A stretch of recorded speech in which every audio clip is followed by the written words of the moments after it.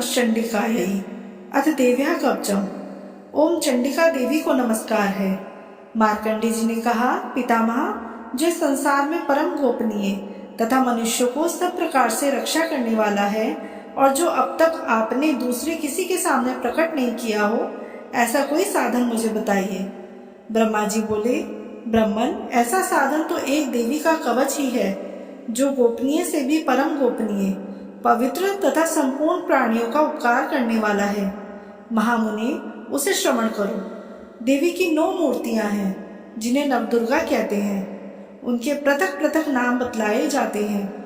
प्रथम नाम शैलपुत्री है, दूसरी मूर्ति का नाम ब्रह्मचारिणी है, तीसरा स्वरूप चंद्रघंटा के नाम से प्रसिद्ध है, चौथी मूर्ति को कुष्मांडा कहते हैं, पांचवी दुर्गा का नाम स्कंद माता है, देवी के छठे रूप को कात्यायनी कहते हैं, सातवां कालरात्रि और आठवां स्वरूप महागौरी के नाम से प्रसिद्ध है, नवी दुर्गा का नाम सिद्धिदात्री है। ये सब नाम सर्वज्ञ महात्मा वेद भगवान के द्वारा ही प्रतिपादित हुए हैं। जो मनुष्य अग्नि में जल रहा हो, रणभूमि में शत्रुओं से घिर गया हो, विषम संकट में फंस गया हो तथा इस प्रकार भय से आतुर होकर जो भगवती दुर्गा की शरण में प्राप्त हुए हों, उनका कोई भी अमंगल नहीं होता। युद्ध के समय संकट में पड़ने पर भी उनके ऊपर कोई विपत्ति नहीं आती। उन्हें शोक, दुख और भय की प्राप्ति नहीं होती। जिन्होंने भक्ति पूर्वक देवी का स्मरण किया है, उनका निश्चय ही अभ्युदय होता है। देवेश्वरी, जो तुम्हारा चिंतन करते हैं, उनकी तुम निसंदेह रक्षा करती हो। चामुंडा देवी प्रेत पर आरूढ़ होती हैं, वाराही भैंसे पर सवारी करती हैं, ऐन्द्री का वाहन ऐरावत है, वैष्णवी देवी गरुड़ पर आसन जमाती हैं, माहेश्वरी वृषभ पर आरूढ़ होती हैं, कौमारी का वाहन मयूर है, भगवान विष्णु की प्रियतमा लक्ष्मी देवी कमल के आसन पर विराजमान है और हाथों में कमल धारण किए हुए हैं। वृषभ पर आरूढ़ ईश्वरी देवी ने श्वेत रूप धारण कर रखा है। ब्रह्मा देवी हंस पर बैठी हुई हैं और सब प्रकार के आभूषणों से विभूषित हैं। इस प्रकार सभी माताएं सब प्रकार की योग शक्तियों से संपन्न हैं। इनके सिवा और भी बहुत सी देवियां हैं जो अनेक प्रकार के आभूषणों की शोभा से युक्त तथा नाना प्रकार के रत्नों से सुशोभित हैं। ये संपूर्ण देवियां क्रोध में भरी हुई हैं और भक्तों की रक्षा के लिए रथ पर बैठी दिखाई देती हैं। ये शंख, चक्र, गदा, शक्ति, हल और मूसल, खेटक और तोमर, परशु तथा पाश, कुंत और त्रिशूल एवं उत्तम श्रांग धनुष आदि अस्त्र शस्त्र अपने हाथों में धारण करती हैं। दैत्यों के शरीर का नाश करना, भक्तों को अभय दान देना और देवताओं का कल्याण करना, यही उनके शस्त्र धारण करने का उद्देश्य है। महान रौद्र रूप, अत्यंत घोर पराक्रम, महान बल और महान उत्साह वाली देवी, तुम महान भय का नाश करने वाली हो। तुम्हें नमस्कार है। तुम्हारी ओर देखना भी कठिन है। शत्रु का भय बढ़ाने वाली जगदम्बिके, मेरी रक्षा करो। पूर्व दिशा में ऐन्द्री मेरी रक्षा करें, अग्निकोण में अग्नि शक्ति, दक्षिण दिशा में वाराही तथा नैऋत्य कोण में खड़ग धारणी मेरी रक्षा करें। पश्चिम दिशा में वारुणी और वायव्य कोण में मृग पर सवारी करने वाली देवी मेरी रक्षा करें। उत्तर दिशा में कौमारी और ईशान कोण में शूल धारिणी देवी मेरी रक्षा करें। ब्रह्माणी, तुम ऊपर की ओर से मेरी रक्षा करो और वैष्णवी देवी नीचे की ओर से मेरी रक्षा करो। इसी प्रकार शव को अपना वाहन बनाने वाली चामुंडा देवी 10 दिशाओं में मेरी रक्षा करें। जया आगे से और विजया पीछे की ओर से मेरी रक्षा करें। वाम भाग में अजिता और दक्षिण भाग में अपराजिता रक्षा करें। उद्योतिनी शिखा की रक्षा करें। उमा मेरे मस्तक पर विराजमान होकर रक्षा करें। ललाट में मालाधरी रक्षा करें और यशस्विनी देवी मेरी बहुओं की रक्षा करें। बहुओं के मध्य भाग में त्रिनेत्रा और नथनों की यम घंटा देवी रक्षा करें। दोनों नेत्रों के मध्य भाग में शंखनी और कानों में द्वार वासिनी रक्षा करें। कालिका देवी कपोलों की तथा भगवती शांकरी कानों के मूल भाग की रक्षा करें। नासिका में सुगंधा और ऊपर के ओठ में चर्चिका देवी रक्षा करें। नीचे के ओठ में अमृतकला तथा जिह्वा में सरस्वती देवी रक्षा करें। कौमारी दांतों की और चंडिका कंठ प्रदेश की रक्षा करें। चित्रघंटा गले की, घाटी की और महामाया तालू में रहकर रक्षा करें। कामाक्षी ठोड़ी की और सर्वमंगला मेरी वाणी की रक्षा करें। भद्रकाली ग्रीवा में और धनुर्धरी पृष्ठवंश में रहकर मेरी रक्षा करें। कंठ के बाहरी भाग में नीलग्रीवा और कंठ की नली में नलकूबरी रक्षा करें। दोनों कंधे में खड़गनी और मेरी दोनों भुजाओं की वज्रधारणी रक्षा करें। दोनों हाथों में दंडनी और अंगुलियों में अंबिका रक्षा करें। शूलेश्वरी नखों की रक्षा करे, कुलेश्वरी कुशी में रहकर रक्षा करें। महादेवी दोनों स्तनों की और शोक विनाशिनी देवी मन की रक्षा करें। ललिता देवी हृदय में और शूलधारिणी उदर में रह के रक्षा करें। नाभि में कामिनी और गुह्य भाग की गुहेश्वरी रक्षा करें। पूतना और कामिका लिंग की और महिषवाहिनी गुदा की रक्षा करें। भगवती कटी भाग में और विंध्यवासिनी घुटनों की रक्षा करें। संपूर्ण कामनाओं को देने वाली महाबली देवी दोनों पिंडलियों की रक्षा करें। नारसिंगी दोनों घुंटियों की और तेजसी देवी दोनों चरणों के पृष्ठ भागों की रक्षा करें। श्रीदेवी पैरों की उंगलियों में और तलवासिनी पैरों के तलुओं में रहकर रक्षा करें। अपने दाढ़ों के कारण भयंकर दिखाई देने वाली दुष्टाकुरारी देवी नखों की और उधर केशनी देवी केशों की रक्षा करें। रोम बलियों के छिद्रों में कौबेरी और त्वचा की वागीश्वरी देवी रक्षा करें। पार्वती देवी रक्त, मज्जा, वसा, मांस, हड्डी और मेद की रक्षा करें। आंतों की कालरात्रि और पित्त की मुक्तेश्वरी रक्षा करें। मूलाधार आदि कमल कोशों में पद्मावती देवी और कफ में चूड़ामणि देवी स्थित होकर रक्षा करें। नख के तेज की ज्वालामुखी रक्षा करें, जिसका किसी भी अस्त्र से भेदन नहीं हो सकता। वह अभेद्या देवी शरीर को समस्त संधियों में रहकर रक्षा करें। ब्रह्माणी आप मेरे वीर्य की रक्षा करें। छत्रेश्वरी छाया की तथा धर्म धारिणी देवी मेरे अहंकार, मन और बुद्धि की रक्षा करें। हाथ में वज्र धारण करने वाली वज्रहस्ता देवी मेरे प्राण, अपान, व्यान, उदान और समान वायु की रक्षा करें। कल्याण से शोभित होने वाली भगवती कल्याण शोभना मेरे प्राण की रक्षा करें। रस, रूप, गंध, शब्द और स्पर्श इन विषयों का अनुभव करते समय योगिनी देवी रक्षा करें तथा सत्व गुण, रजोगुण और तमोगुण की रक्षा सदा नारायणी देवी करें। वाराही आयु की रक्षा करें। वैष्णवी धर्म की रक्षा करें तथा चक्रिणी देवी यश, कीर्ति, लक्ष्मी, धन तथा विद्या की रक्षा करें। इंद्राणी आप मेरे गोत्र की रक्षा करें। चंडिके तुम मेरे पशुओं की रक्षा करो। महालक्ष्मी पुत्रों की रक्षा करें और भैरवी पत्नी की रक्षा करें। मेरे पद की सुपता तथा मार्ग की क्षेमकरी रक्षा करें। राजा के दरबार में महालक्ष्मी रक्षा करें और सब ओर से व्याप्त रहने वाली विजया देवी संपूर्ण भयों से मेरी रक्षा करें। देवी जो स्थान कवच में नहीं कहा गया अतएव रक्षा से रहित है, वह सब तुम्हारे द्वारा सुरक्षित हो, क्योंकि तुम विजयशालिनी और पापनाशिनी हो। यदि अपने शरीर का भला चाहे तो मनुष्य बिना कवच के कहीं एक पग भी न जाए, कवच का पाठ करके ही यात्रा करे। कवच के द्वारा सब ओर से सुरक्षित मनुष्य जहाँ जहाँ भी जाता है वहाँ वहाँ उसे धन लाभ होता है तथा संपूर्ण कामनाओं की सिद्धि करने वाली विजय की प्राप्ति होती है। वे जिस अभिष्ट वस्तु का चिंतन करता है उसको निश्चय ही प्राप्त कर लेता है। वह पुरुष इस पृथ्वी पर तुलना रहित महान ऐश्वर्य का भागी होता है। कवच से सुरक्षित मनुष्य निर्भय हो जाता है। युद्ध में उसकी पराजय नहीं होती तथा वह तीनों लोकों में पूजनीय होता है। देवी का यह कवच देवताओं के लिए भी दुर्लभ है। जो प्रतिदिन नियम पूर्वक तीनों संध्याओं के समय श्रद्धा के साथ इसका पाठ करता है उसे दैवी कला प्राप्त होती है और वह तीनों लोकों में कहीं भी पराजित नहीं होता। इतना ही नहीं, वह अपमृत्यु से रहित हो 100 से भी अधिक वर्षों तक जीवित रहता है। मकड़ी, चेचक और कोढ़ आदि उसकी संपूर्ण व्याधियां नष्ट हो जाती हैं। कनेर, भांग, अफीम, धतूरे आदि का स्थावर विष, सांप और बिच्छू आदि के काटने से चढ़ा हुआ जंगम विष तथा अहिवेन तो और तेल के संयोग आदि से बनने वाला कृत्रिम विष, ये सभी प्रकार के विष दूर हो जाते हैं, उनका कोई असर नहीं होता। इस पृथ्वी पर मारन, मोहन आदि जितने अभिचारक प्रयोग होते हैं तथा इस प्रकार के जितने मंत्र यंत्र होते हैं वे सब इस कवच को हृदय में धारण कर लेने पर उस मनुष्य को देखते ही नष्ट हो जाते हैं। ये ही नहीं, पृथ्वी पर विचरने वाले ग्राम देवता, आकाशचारी देव विशेष, जल के संबंध में प्रकट होने वाले गण, उपदेश मात्र से सिद्ध होने वाले निम्न कोटि के देवता, अपने जन्म के साथ प्रकट होने वाले देवता, कुल देवता, माला, डाकिनी, शाकिनी, अंतरिक्ष में विचरने वाली अत्यंत बलवती भयानक डाकिनियां, ग्रह, भूत, पिशाच, यक्ष, गंधर्व, राक्षस, ब्रह्म राक्षस, बेताल, कुष्मांड और भैरव आदि अनिष्ट कारक देवता भी हृदय में कवच धारण किए रहने पर उस मनुष्य को देखते ही भाग जाते हैं। कवचधारी पुरुष को राजा से सम्मान वृद्धि प्राप्त होती है।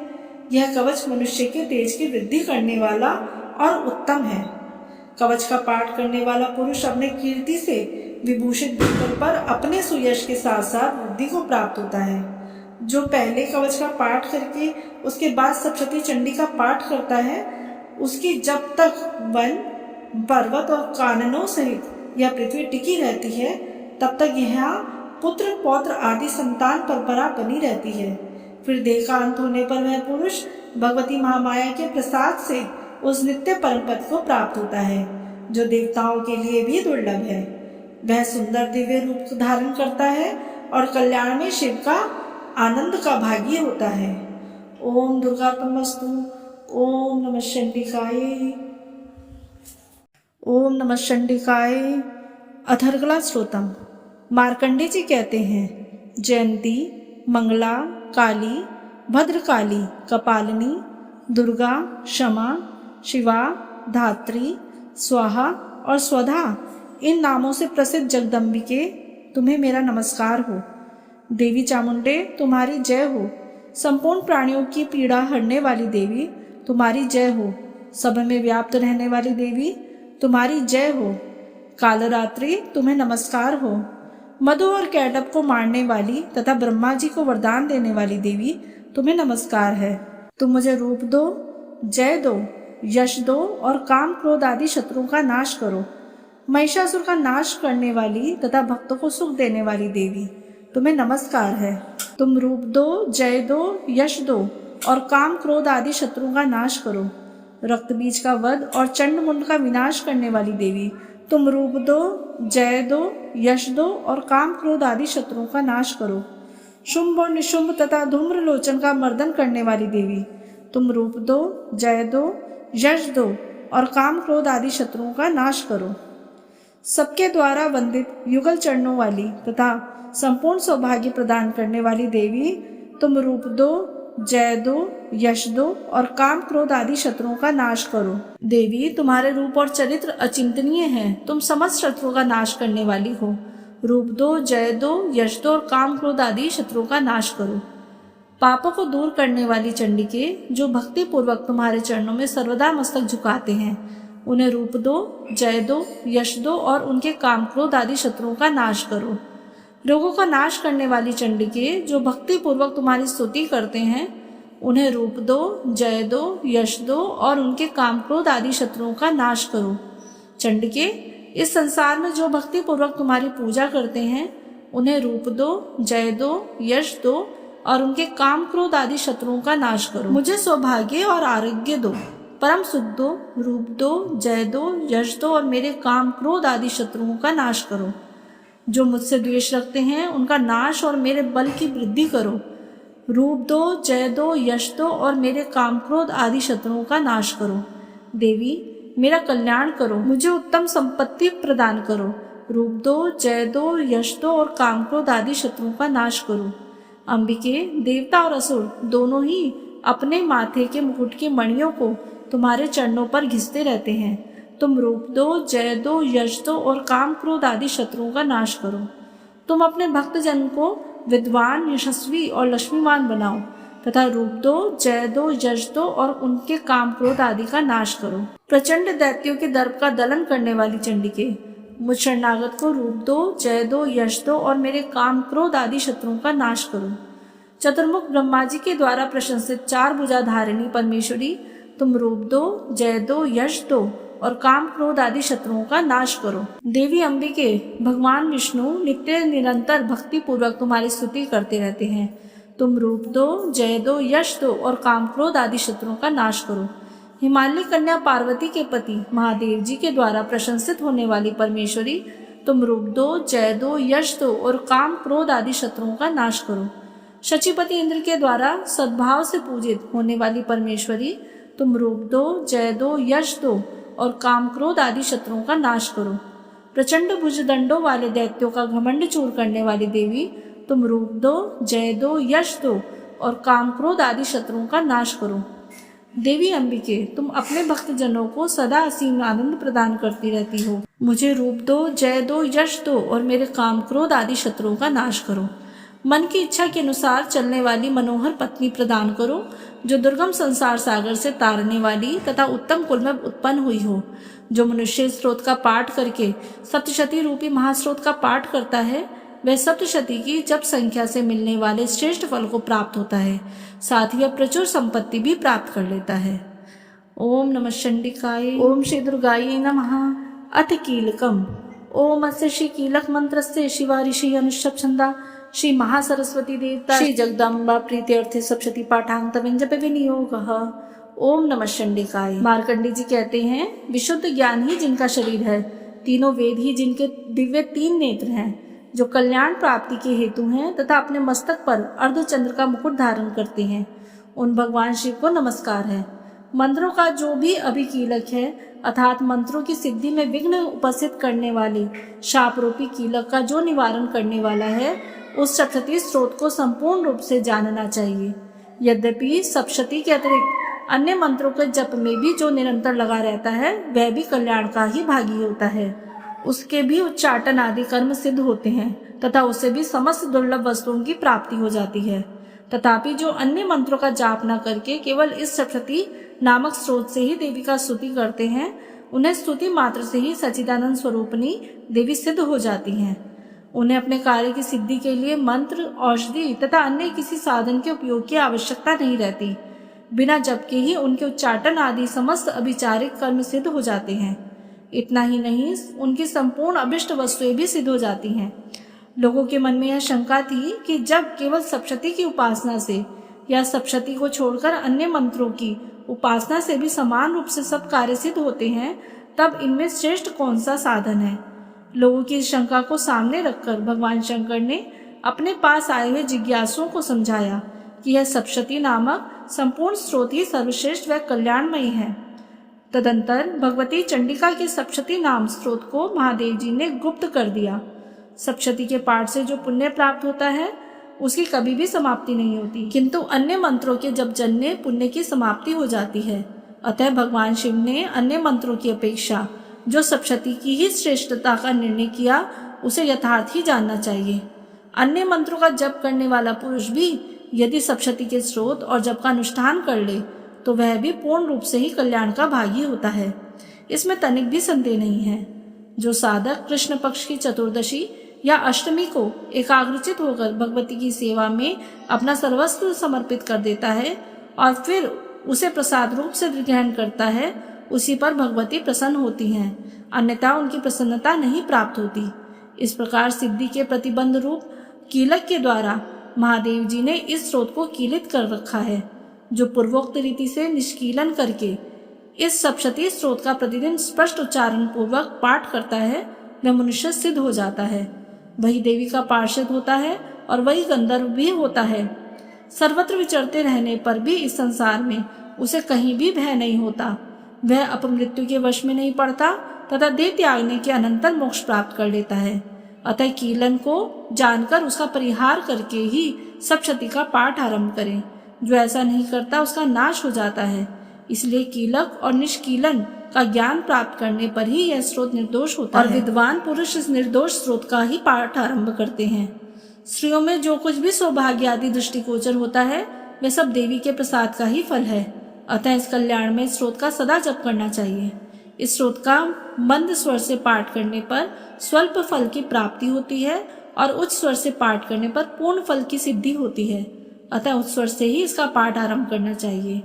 जिनके प्रसाद से ऐश्वर्य, सौभाग्य, आरोग्य, संपत्ति, शत्रुनाश तथा परम मोक्ष की सिद्धि होती है, उन कल्याण में जगदम्बा की स्तुति मनुष्य क्यों नहीं करते। ओम नमः चंडिकायै इति देव्या कीलक स्तोत्रम संपूर्णम।